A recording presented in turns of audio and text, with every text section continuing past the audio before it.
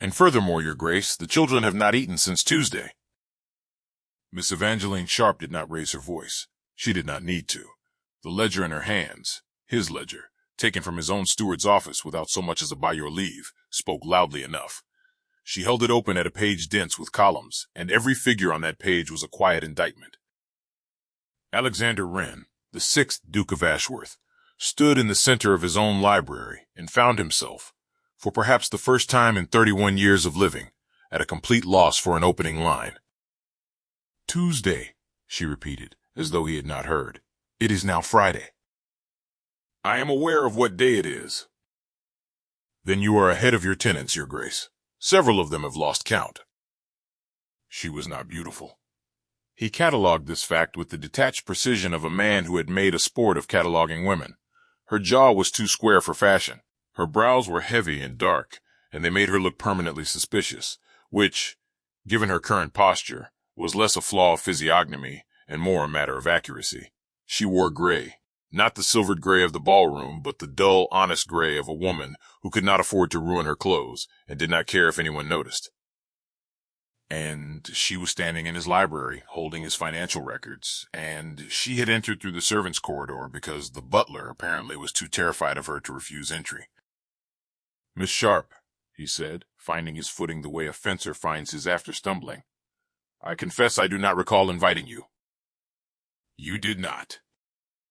And yet here you are. And yet here I am. She closed the ledger with a snap that echoed off the vaulted ceiling. Shall I tell you why, or shall we continue dancing around it so you can feel comfortable? The word comfortable landed like a slap delivered with impeccable diction. Alexander felt the corner of his mouth twitch, not in offense, but in something far more dangerous, interest. He gestured to the chair opposite his desk. She ignored it. The almshouse roof collapsed, she said. This is not news to you. Your steward, Mr. Fletch, was informed 9 days ago. He sent a letter, I have a copy, stating that repairs would be assessed after the quarter accounts were settled. The quarter accounts, as we both know, were settled 11 days ago. Mr. Fletch has since been unreachable. I suspect because he is avoiding me. I suspect everyone avoids you, Miss Sharp. Only those with something to hide. She said it so simply, so entirely without malice, that it landed harder than if she had screamed it. Alexander leaned against his desk and crossed his arms. He was aware, acutely, uncomfortably aware, that she was not intimidated by him, not by the library with its 12-foot ceilings and gilt-spined books he had never read, not by the desk that cost more than her annual salary at the parish charity school, not by the title, the lineage, the quiet understanding shared by every person in the county that the Duke of Ashworth could, if he wished, make life very difficult for anyone who inconvenienced him. She was not intimidated because she held something more powerful than any of those things. She held the truth, documented, and she held the trust of every tenant family, shopkeeper, and churchgoer within 10 miles. She was the woman who ran the charity school, who organized the food stores, who visited the sick, who knew the name of every child born in the parish for the last 4 years. And if she walked out of this library and told the county that the Duke of Ashworth had let children go hungry while his ballroom was being repapered in French silk, and it was, he could see the invoice on his own desk. There would be no society hostess, no gentleman's club, no letter of recommendation that could undo the damage. She was, in short, the conscience of his estate, and she had come to collect. The roof, he said. The roof, the food stores, the drainage ditch behind the Parson Row cottages that has been backing up sewage into Mrs. Holling's kitchen for 3 weeks.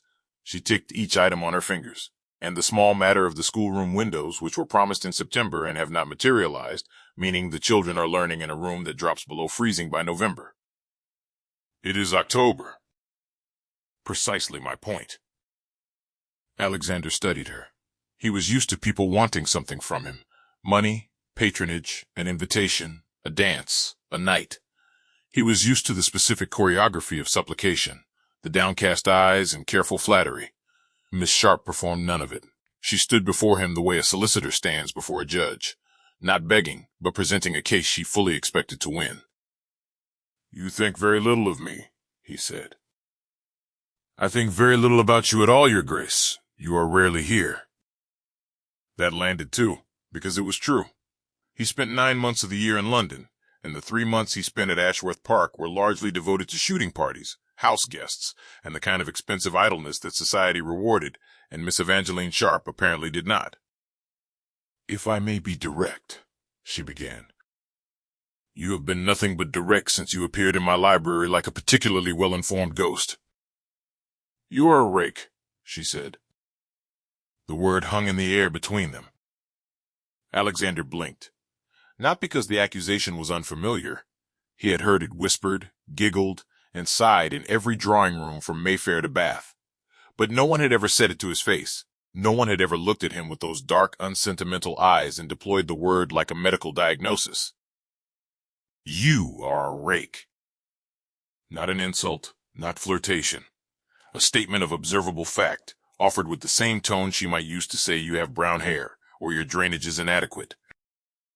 "That is direct," he managed. "You spend," she continued, as though she had not just detonated the conversational equivalent of a cannon, "an extraordinary amount of time and money on amusements that benefit no one, including yourself. You maintain a London residence that costs, by my estimate based on comparable properties, somewhere north of £3,000 a year. You keep racehorses. You attend every significant social event of the season, which requires a wardrobe that alone could fund the almshouse repairs twice over.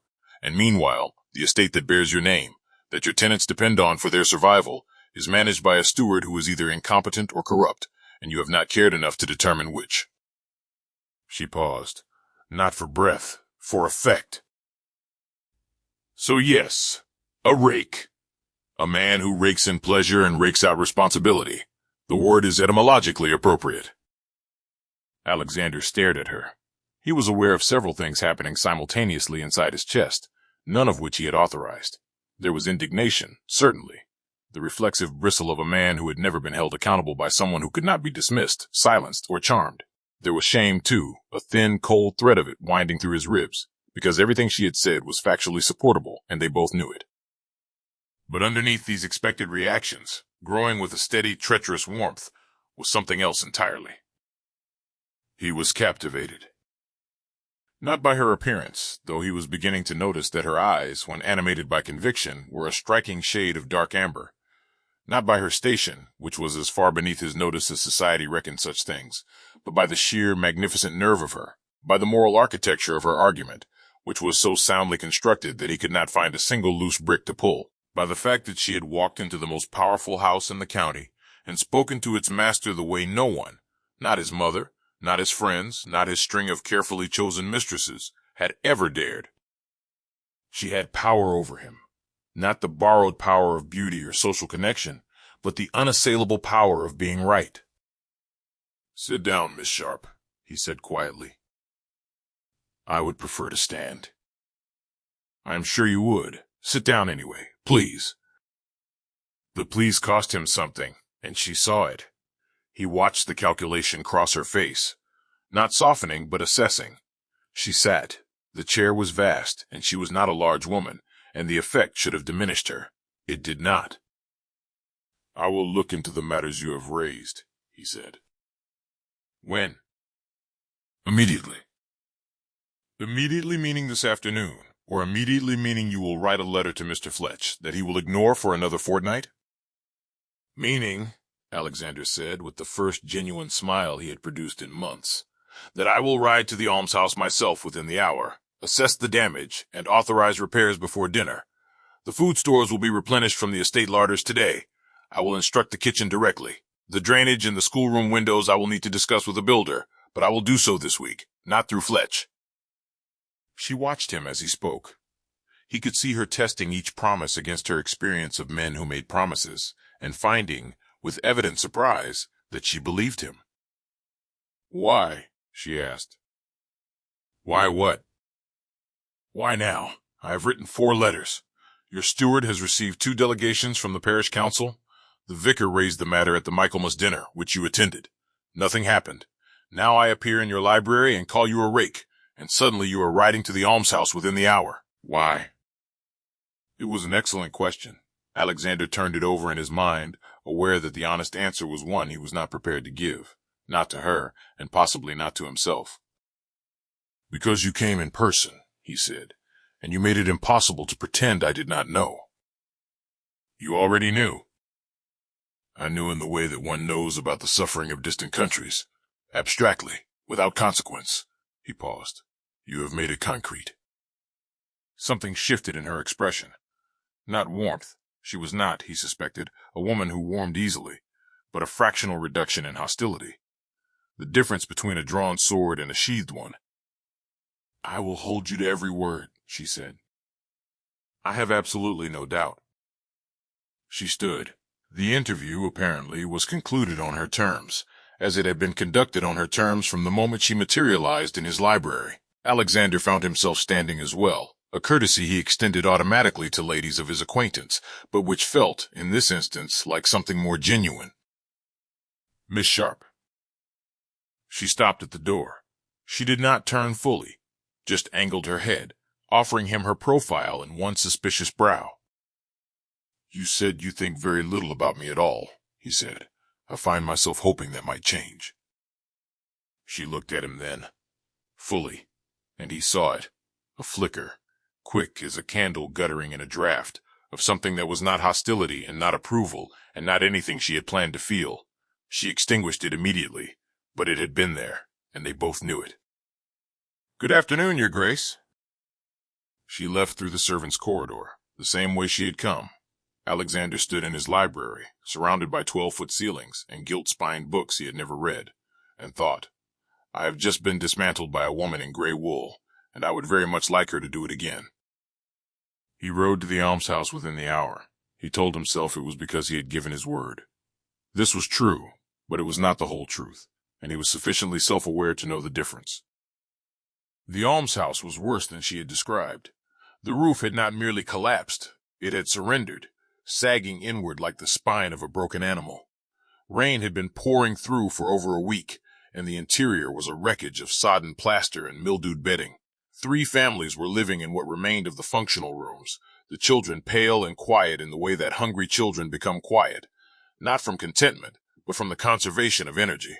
Mrs. Holling, a stout woman of 60 whose kitchen was indeed receiving the contents of the drainage ditch, looked at Alexander as though he were an apparition. Your Grace, she said, and then, with the directness that apparently ran through the women of this parish like a geological seam, Miss Sharp got to you, did she? She did. Good. We were running out of letters. He spent 3 hours at the almshouse and the surrounding cottages. He spoke to the families. He inspected the drainage, which was not merely backed up but had been improperly routed in the first place, a construction decision that pointed directly to Fletch's either incompetence or graft. He authorized emergency provisions from the estate kitchen and sent a rider to the nearest town for a builder who could begin work on the roof the following morning. And throughout all of it, every conversation, every inspection, every quietly damning discovery, he thought about her. Not in the way he usually thought about women. There was no fantasy in it, no imagined conquest, no projection of his desire onto the blank screen of a pretty face. He thought about her the way one thinks about a problem one cannot solve, or a piece of music one cannot get out of one's head. She had inserted herself into his understanding of his own life, and rearranged the furniture, and he could not decide if he was furious or grateful or simply hopelessly fascinated. You are a rake. He had been called worse, but never more accurately, and never by someone whose good opinion he suddenly, desperately wanted. He dismissed Fletch on Monday. It was not a decision born of impulse. Alexander spent the weekend reviewing the estate accounts himself, properly, methodically, with the grim focus of a man who suspects he will not like what he finds. He did not like what he found. Fletch had been skimming for years, not dramatically. The man lacked the ambition for grand theft, but steadily, persistently, the way water erodes stone. A shilling here, a misdirected invoice there, repair funds allocated and never spent, supply orders placed with a cousin's firm at double the market rate. The tenants had been paying for Fletch's quiet greed with leaking roofs and empty larders, and Alexander had made it possible by never once bothering to look. He thought of Miss Sharp's voice, either incompetent or corrupt, and you have not cared enough to determine which. Both, as it turned out, and she had been right about the caring, too. He dismissed Fletch without reference and hired a temporary replacement from the land agency in town, a humorless woman named Mrs. Cavendish, who wore spectacles and appeared to regard financial irregularity as a personal affront. She would do. She was in fact exactly the sort of person Miss Sharp would approve of, and Alexander caught himself thinking this and was annoyed at how much it pleased him. The roof repairs began on Tuesday. He oversaw them personally, which meant standing in a muddy yard in boots that cost more than the timber being hauled up the scaffolding, feeling conspicuous and useless and oddly determined to be neither. The builder, a taciturn man named Griggs, regarded the Duke's presence with the wary politeness of someone who has been told a wild animal is friendly but does not entirely believe it. Miss Sharp arrived at 10:30. She did not acknowledge Alexander. She walked past him as though he were a particularly unremarkable fence post, spoke to Mrs. Halling, inspected the progress of the repairs with an eye that suggested she knew more about load-bearing walls than any charity schoolmistress had a right to, and then knelt in the mud beside one of the children, a girl of perhaps 6, bird-like and solemn, and produced from her coat pocket a bread roll and an apple. Alexander watched the child eat. He watched Miss Sharp's hand rest briefly on the girl's hair, the only gentle gesture he had seen her make, and he felt something shift in his chest that was not captivation exactly, but something adjacent to it, something with teeth. She stood, brushed the mud from her skirt with the pragmatic indifference of a woman who had long ago stopped caring about her skirts, and finally looked at him. "You dismissed Fletch," she said. "You have excellent intelligence." "Mrs. Halling told me. She is throwing a small celebration. You are not invited." "I would not expect to be." "Good." She studied the scaffolding. "The east beam needs replacing, not patching.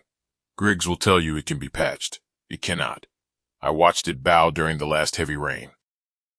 "You are a structural engineer, as well as a schoolmistress?" "I am a woman who pays attention. You would be surprised how rare that makes me in your world." "Your world." The phrase drew a line between them as clean as a blade. His world, the world of ballrooms and racehorses and 3,000-pound London residences, and hers, which was mud and bread rolls and the quiet, relentless work of keeping people alive when the systems designed to protect them failed. "Miss Sharp," he said, "will you walk with me?" "Why?" "Because I wish to discuss the schoolroom windows, and I would prefer to do so without an audience of builders who will charge me double if they see me looking agreeable." The corner of her mouth moved. It was not a smile. It was the ghost of a smile, the architectural foundation upon which a smile might one day be constructed if sufficient evidence warranted it, but it was there. "Very well," she said, "but I walk quickly." She did walk quickly. Alexander, who was 8 inches taller, found himself stretching his stride to keep pace. They followed the lane that ran behind the almshouse toward the village, flanked by hedgerows gone ragged with autumn. The air was sharp and smelled of wet earth and wood smoke. "The windows," he said. "Tell me what is needed." 6 panes, double-glazed if you can manage it. The frames are rotten and need replacing entirely. The cost, if you use Hollis in the village rather than whatever overpriced firm Fletch would have engaged, is approximately £14. £14? Yes, £14. He had lost more than that on a single hand of cards last month. He had spent more than that on a bottle of wine at his club, a wine he had not particularly enjoyed, but had ordered because the man beside him had ordered it, and Alexander had not wanted to appear less than £14, and children had been sitting in a freezing schoolroom because he could not be bothered to spend it. "You will have your windows," he said. "They are not my windows. They are the children's windows." "The children will have their windows." She nodded. Not gratitude. Acknowledgement. The distinction mattered, and he was learning to read it. Miss Sharp did not express gratitude for things that should never have been withheld. She accepted corrective action the way a judge accepts a guilty plea. Noted, recorded, insufficient for absolution. "May I ask you something?" he said. "You may ask. I may not answer." "How long have you been doing this? The school, the charity work, all of it?" 4 years, since I came to the parish." "And before that?" She was quiet for several steps. The hedgerow rustled. A blackbird erupted from the branches and veered across the lane like a poorly aimed musket ball. "Before that, I was a governess, in a household not unlike yours." She paused. "The family was wealthy, the estate was neglected, the tenants suffered. I raised the matter with the master of the house, who told me that the affairs of the estate were not the concern of a governess, and dismissed me without a character. speaking the truth. For being inconvenient, the truth was incidental. Alexander felt the cold thread of shame again, tighter this time. And so you came here. The vicar's wife needed a schoolmistress. The parish needed someone who would not look away. The positions, as it happened, were the same. They walked in silence for a moment. The village was coming into view, a cluster of stone cottages arranged around a green, the church spire rising above them like a finger pointed at heaven in permanent accusation. You could have written to me, Alexander said, directly, not through Fletch. I did, twice. Both letters were returned unopened. He stopped walking. She continued for 3 paces before turning to face him, her expression neither sympathetic nor accusatory, simply factual. They were returned, he repeated. By your London household. I was informed by a secretary, not by name, simply by title, that the Duke did not receive correspondence from persons unknown to him. The shame was no longer a thread. It was a rope, and it was tightening around something vital. I did not know, he said. No, she agreed. You did not know because you built a life designed to ensure you would never have to. He had no answer for that. It was the most devastating thing she had said to him, worse even than RAKE, because it described not a behavior but an architecture, the entire structure of his existence, built to insulate him from exactly the kind of reality she represented. They stood in the lane, 10 feet apart, and the distance between them felt like the distance between 2 countries that shared a border but spoke different languages. I am trying, he said. It came out rougher than he intended. I know, she said, and then, quieter. That is why I'm still talking to you. The windows were installed by Thursday. Alexander paid Hollis directly and added a bonus for the speed of the work. He visited the schoolroom the following morning, telling himself it was to inspect the installation, knowing it was because she would be there. She was there. She was teaching. He stood in the doorway and watched her explain long division to a room of 14 children who ranged in age from 5 to 12, and he thought that he had never seen anyone command a room, not a ballroom, not a courtroom, not the House of Lords, with such effortless authority. The children were rapt, not frightened, rapt. There was a difference, and Miss Sharp seemed to understand it instinctively. She saw him in the doorway. She did not stop teaching. She did not acknowledge him. She finished the lesson, set the children to their exercises, and then walked to the door with the measured stride of a woman who would not be hurried by a duke or anyone else. The windows are satisfactory, she said. High praise. It is accurate praise. I do not deal in the other kind. No, he said, you do not. They stood in the narrow corridor outside the schoolroom. The sounds of children scratching chalk on slate filtered through the closed door. The corridor smelled of damp wool and chalk dust, and something faintly floral that he realized, with a start, was her. I find myself in an unfamiliar position, Miss Sharp. Standing in a school corridor? Wanting to impress someone who cannot be impressed. She looked at him steadily. Those amber eyes, which he had initially catalogued as merely dark, were in fact layered, brown at the edges, gold near the center, with flecks of something almost green that appeared only in direct light. He was staring. He knew he was staring. He did not stop. I can be impressed, she said, by actions sustained over time, not by gestures performed in the first flush of guilt. Then I shall have to sustain them. Yes, she said, you shall. And if I do, if I am, over time, the man this estate requires, will you still think of me as a rake? Something shifted behind her eyes, the same flicker he had seen in the library, except this time she did not extinguish it. She let it burn, briefly, visibly, and he understood that she was allowing him to see it on purpose. Not as surrender, but as information. She was telling him that the flicker existed, and that it changed nothing about her terms.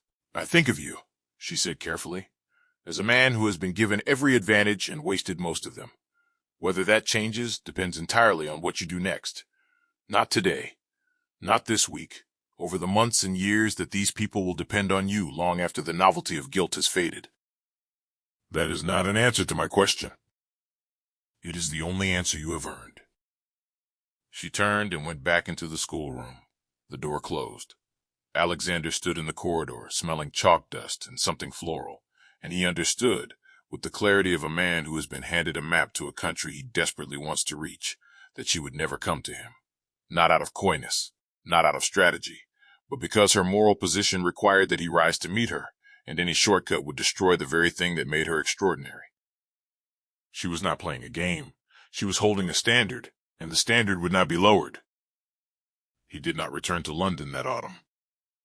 He told his friends it was a state business. He told his mother it was a matter of stewardship. He told himself nothing, because the truth was too new and too strange to be reduced to a sentence.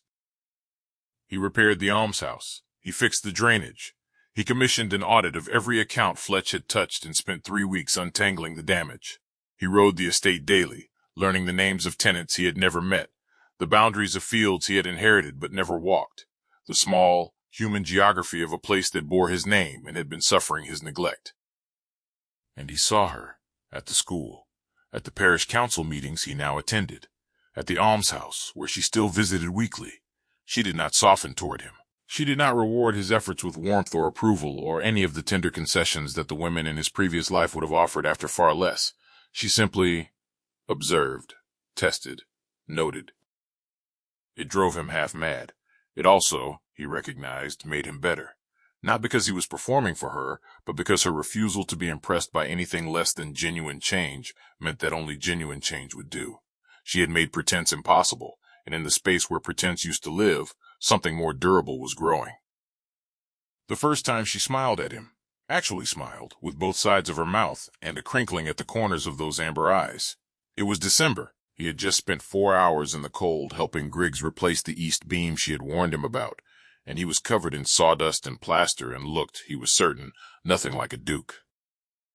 "You have plaster in your hair," she said. "I am aware." "It is an improvement." And she smiled, and he felt it in every corner of his body, a warmth so disproportionate to its cause that he understood he was ruined. Not ruined in the way society meant, not by scandal or debt or disgrace. Ruined in the older, deeper sense. Changed irreversibly, made incapable of returning to what he had been. "Miss Sharp," he said, plaster in his hair and sawdust on his coat and the dignity of his title somewhere on the floor of the almshouse, "I believe I'm going to spend the rest of my life trying to earn your good opinion." "That," she said, the smile still there, still not softened, still carrying the full weight of 4 years of watching powerful men fail the people who depended on them, "would be the first wise thing you have done." He stepped toward her. She did not step back.